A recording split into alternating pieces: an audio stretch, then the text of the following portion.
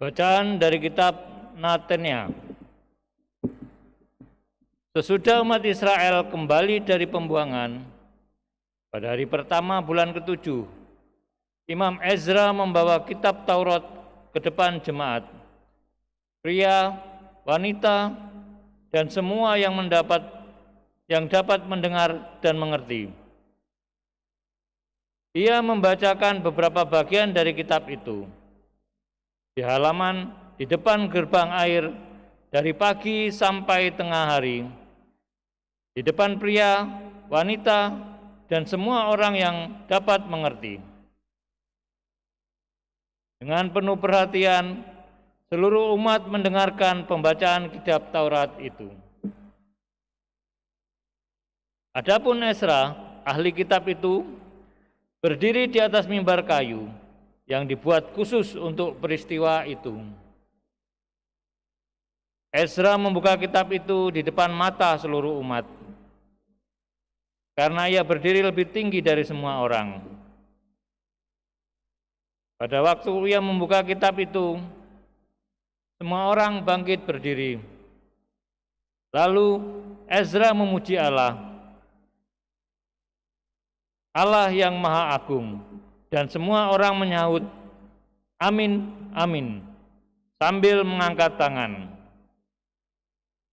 Kemudian mereka berlutut dan sujud menyembah kepada Tuhan dengan muka sampai ke tanah.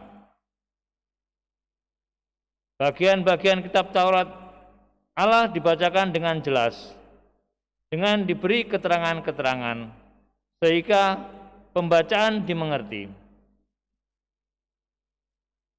Lalu Nehemia, kepala daerah, dan Imam Ezra, ahli kitab itu, serta orang-orang Lewi yang mengajar jemaat, berkata kepada seluruh hadirin,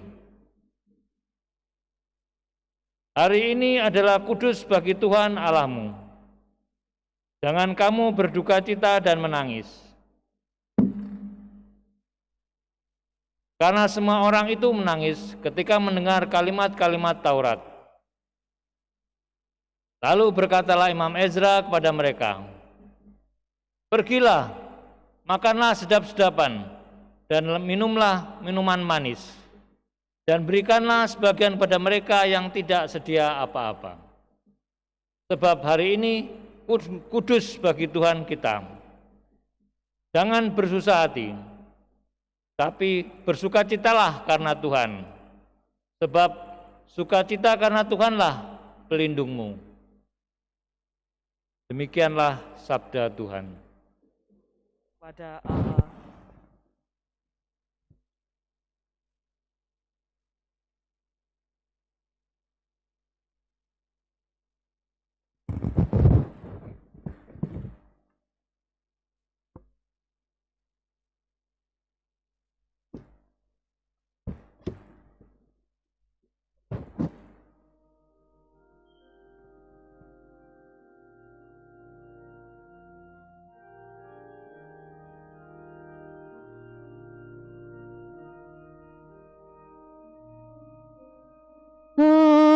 Sabdamu ya Tuhan adalah roh dan kehidupan.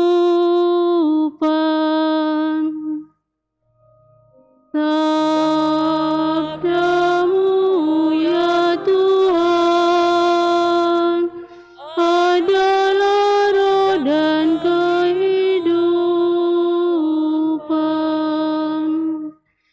Taurat Tuhan itu sempurna, menyegarkan jiwa.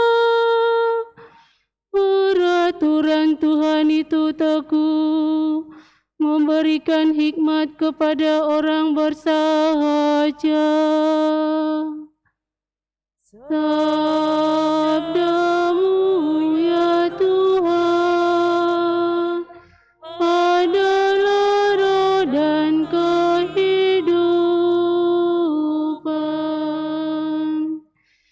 Firman Tuhan itu tepat, menyukakan hati. Perintah Tuhan itu murni, membuat membuat mata berseri. Sabdamu ya Tuhan adalah roh dan kehidupan.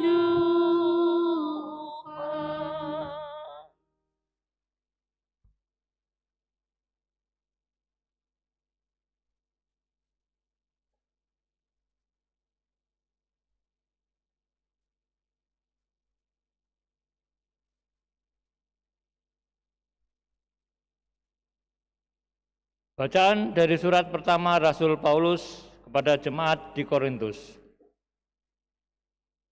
Saudara-saudara, seperti halnya tubuh itu satu dan anggotanya banyak. Dari semua anggota itu, sekalipun banyak, merupakan satu tubuh saja. Demikian pula Kristus. Sebab kita semua, baik orang Yahudi maupun orang Yunani, baik budak maupun orang merdeka, telah dibaptis dalam satu roh menjadi satu tubuh, dan juga diberi minum dari satu roh. Karena tubuh pun tidak terdiri atas satu anggota saja, tetapi atas banyak anggota. Andai kata kaki berkata, "Karena aku bukan tangan, aku tidak termasuk tubuh." Benarkah ia tidak termasuk tubuh? Dan andai kata telinga berkata, "Karena aku bukan mata, aku tidak termasuk tubuh." Benarkah ia tidak termasuk tubuh? Andai kata tubuh seluruhnya mata, di manakah pendengaran?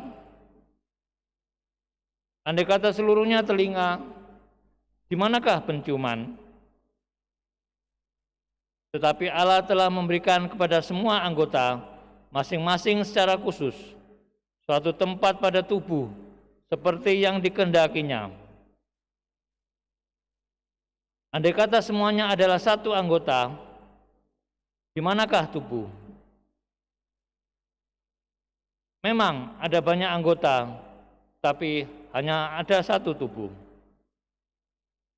Jadi mata tidak dapat berkata kepada tangan, "Aku tidak membutuhkan engkau." Dan kepala tidak dapat berkata kepada kaki, "Aku tidak membutuhkan engkau." Justru anggota-anggota tubuh yang nampaknya paling lemah, malah paling dibutuhkan. Kepada anggota-anggota tubuh yang menurut pandangan kita kurang terhormat, kita berikan penghormatan khusus. Dan terhadap anggota-anggota kita yang tidak elok, kita berikan perhatian khusus. Hal ini tidak dibutuhkan oleh anggota-anggota kita yang elok. Allah telah menyusun tubuh kita begitu rupa, sehingga kepada anggota-anggota yang tidak mulia diberikan penghormatan khusus, supaya jangan terjadi perpecahan dalam tubuh. Tetapi supaya anggota-anggota yang berbeda itu saling memperhatikan. Karena itu, jika satu anggota menderita, semua anggota turut menderita. Jika satu anggota dihormati, maka semua anggota turut bersukacita. Kamu semua adalah tubuh Kristus, dan masing-masing adalah anggotanya.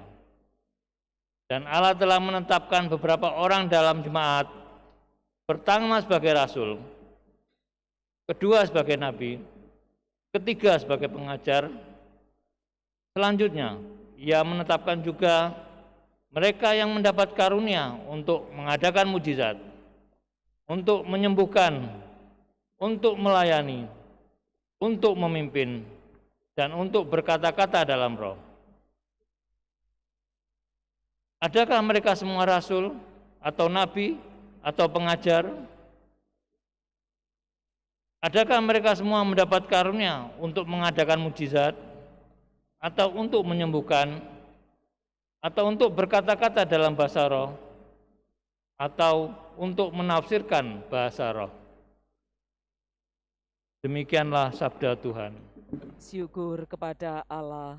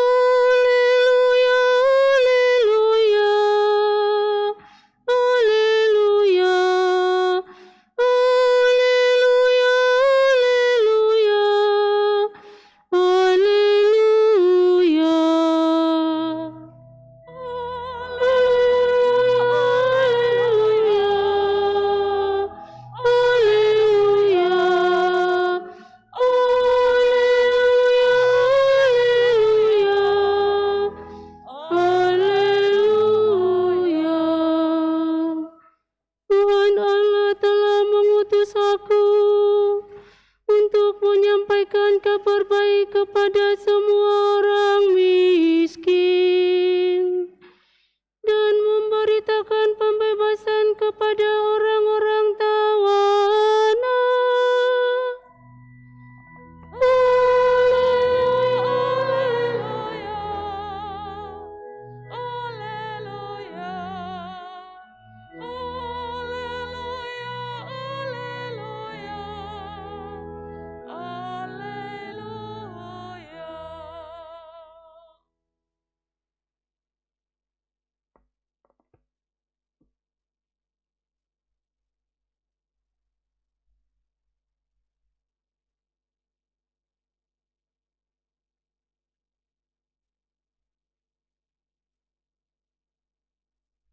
Tuhan bersamamu.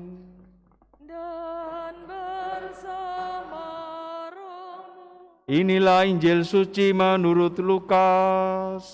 Dimuliakanlah Tuhan. Theophilus yang mulia, banyak orang telah berusaha menyusun suatu berita tentang peristiwa-peristiwa yang telah terjadi di antara kita, seperti yang disampaikan kepada kita oleh saudara-saudara yang dari semula adalah saksi mata dan pelayan firman. Karena itu, setelah menyelidiki segala peristiwa itu dengan seksama dari awal mulanya, aku mengambil keputusan untuk membukukannya dengan teratur bagimu. Dengan demikian, engkau dapat mengetahui bahwa segala sesuatu yang diajarkan kepadamu sungguh benar. Sesudah dicobai iblis di padang gurun, dalam kuasa Roh kembalilah Yesus ke Galilea. Lalu tersiarlah kabar tentang Dia di seluruh daerah itu. Selama di situ, Ia mengajar di rumah-rumah ibadat, dan semua orang memuji Dia. Yesus datang ke Nazaret, tempat Ia dibesarkan. Menurut kebiasaannya, pada hari Sabat Ia masuk ke rumah ibadat, lalu berdiri hendak membaca dari kitab suci. Kepadanya diberikan kitab Nabi Yesaya, dan setelah membuka kitab itu, Ia menemukan nas di mana ada tertulis, Roh Tuhan ada padaku, oleh sebab Ia telah mengurapi aku untuk menyampaikan kabar baik kepada orang-orang miskin. Ia telah mengutus aku untuk memberitakan pembebasan kepada orang-orang tawanan dan penglihatan bagi orang-orang buta, untuk membebaskan orang-orang yang tertindas, untuk memberitakan bahwa tahun rahmat Tuhan telah datang. Kemudian Yesus menutup kitab itu, mengembalikannya kepada pejabat lalu duduk. Dan mata semua orang dalam rumah ibadat itu tertuju kepadanya. Lalu Yesus mulai mengajar mereka, katanya, pada hari ini digenapilah nas tadi sewaktu kamu mendengarnya. Demikianlah sabda Tuhan. Terpujilah Kristus.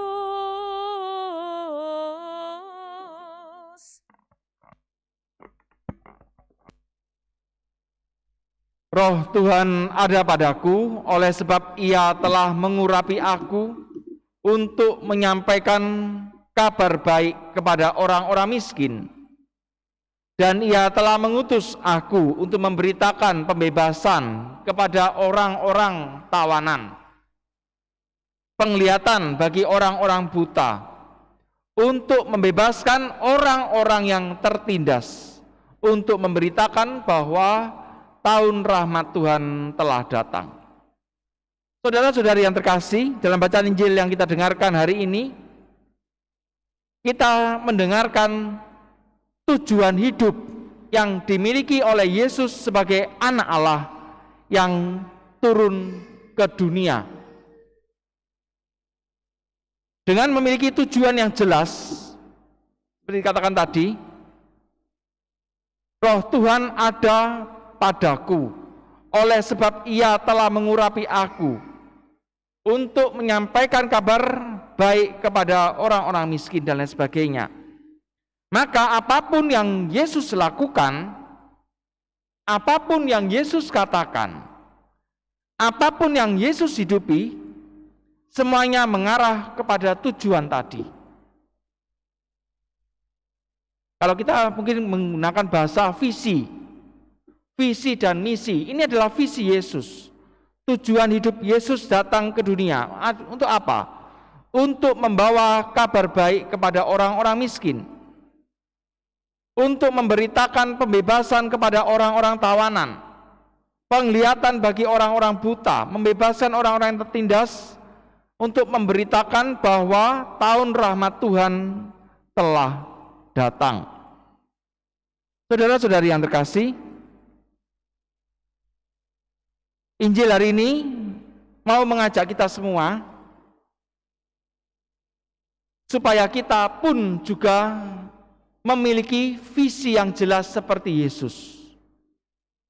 Yesus punya visi dalam hidupnya, punya tujuan. Apa tujuannya Yesus datang ke dunia? Secara garis besar adalah untuk menyelamatkan manusia. Sekarang kita semua juga sama, diajak untuk merefleksikan kembali kehidupan kita, melihat kembali kehidupan kita. Ketika Tuhan menciptakan kita di dunia ini, Tuhan pun juga sebenarnya telah menanamkan suatu visi, suatu tujuan di dalam hidup kita masing-masing. Dan tujuan ini harus dilakukan dalam bentuk perutusan. Kalau kita menyebutnya dengan karya misi. Visi yang telah Tuhan tanamkan dalam hidup kita, apa tujuan kita ada di dunia ini, itu disertai dengan apa perutusan yang Tuhan berikan di dalam hati kita masing-masing. Lalu bekalnya apa? Ada bekalnya. Tuhan memberikan kita bekal. Bekalnya adalah berupa talenta. Kalau kita menyebutnya dengan bakat kita apa, kepandaian kita apa. Itu sebenarnya tujuan yang Tuhan tanamkan dalam hati kita, maka Tuhan menginginkan kita melakukan suatu karya misi, karya perutusan. Saudara-saudari yang terkasih, kalau memang kita ingin hidup kita menjadi berarti, maka kita harus melakukan visi dan misi tadi yang telah Tuhan tanamkan. Memang ada satu hal penting lagi yang perlu ada, yakni apa? Kesetiaan. Seringkali orang jatuh pada ketidaksetiaan. Kalau kita bicara hal sepele, misalnya dalam dunia kerja, kita mengenal kata loyalitas. Loyal harus ada memang. Kesetiaan adalah sesuatu yang penting, karena di dalam kesetiaan ada pengorbanan. Sama halnya dengan suami istri. Mengapa kita dituntut setia? Itu juga suatu loyalitas. Memang butuh pengorbanan di satu sisi. Saudara-saudari yang terkasih, kalau kita mau melakukan semua ini tadi, maka kalau kita melakukan tujuan apa, tujuan kita hidup di dunia ini sesuai apa yang Tuhan tanamkan, maka di situ hidup kita menjadi berarti. Sebaliknya, kalau kita tidak melakukan tujuan yang telah Tuhan tanamkan, andai kata misalnya dimulai dari apa? Ketidaksetiaan. Kalau kita tidak setia, maka kita pun akhirnya menjadi dampaknya apa? Karya misi perutusan yang kita lakukan pasti akan kita abaikan. Yang seharusnya kita lakukan pasti akan kita abaikan. Karena kita lebih mementingkan ego kita. Maka yang terjadi berikutnya adalah tujuan apa Tuhan menghadirkan kita di dunia pasti tidak terjadi. Saudara-saudari yang terkasih, godaan-godaan apa yang bisa membuat kita melenceng dari tujuan dan perutusan yang Tuhan berikan kepada kita? Pertama adalah ketika kita melakukan dosa. Maka disitulah tujuan yang telah Tuhan berikan menjadi gagal. Ketika kita berdosa. Kedua adalah ketika kita hidup hanya untuk nafsu-nafsu duniawi, hanya untuk menyenangkan ego kita, hanya untuk kepentingan dan kesenangan kesenangan diri kita saja. Kita menjadi egois, tidak lagi peduli dengan orang lain, tidak mau berkorban demi orang lain. Yang penting saya senang, yang penting menguntungkan saya, kalau tidak saya tidak lakukan. Padahal ketika kita melakukan sikap egois tadi, maka ada yang kita korbankan, yakni orang lain. Dan itu artinya apa? Kita membuat orang lain menderita. Dan itu sebenarnya juga menggagalkan tujuan apa Tuhan menghadirkan kita di dunia ini. Saudara-saudari yang terkasih, kita bisa melihat kembali apa yang menjadi visi hidup kita masing-masing sebagai anak-anak Allah. Tuhan tidak pernah menciptakan kita sia-sia begitu saja. Tuhan mau kita melakukan apa dalam kehidupan ini? Ini harus terus kita tanyakan. Kenapa kok Tuhan menghadirkan kita, saya di Jombang ini, misalnya seperti itu. Untuk gereja Jombang misalnya, untuk keluarga Anda sendiri, untuk komunitas Anda sendiri.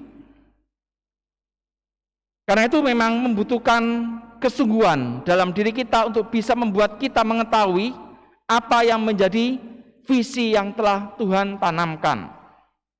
Prosesnya bagi kita dimulai dari menyediakan waktu untuk berdoa dan hening di hadapan Tuhan. Berapa lama kita mau berdoa untuk hening, untuk merefleksikan diri kita di hadapan Allah. Kalau kita mau setia untuk melakukan ini, maka kita akan mengerti apa sih tujuan Allah menghadirkan saya sekarang ini di tempat ini. Apa tujuan Tuhan menciptakan, memberikan rahmat kehidupan kepada kita. Kemudian yang penting juga yang lain adalah membaca dan merenungkan kitab suci. Karena seringkali Tuhan pun juga bicara kok. Ketika kita membaca suatu perikop tertentu, entah itu perjanjian lama, entah perjanjian baru, pasti Tuhan mau menyampaikan sesuatu kepada kita. Karena itu pesannya bagi kita semua hari ini adalah cari tahu apa yang menjadi kehendak Tuhan di dalam kehidupan kita. Kemudian lakukanlah kehendak Tuhan. Hiduplah di dalam kekudusan. Layanilah Tuhan dengan sikap rendah hati, dengan sikap tulus, dan juga di dalam kesetiaan.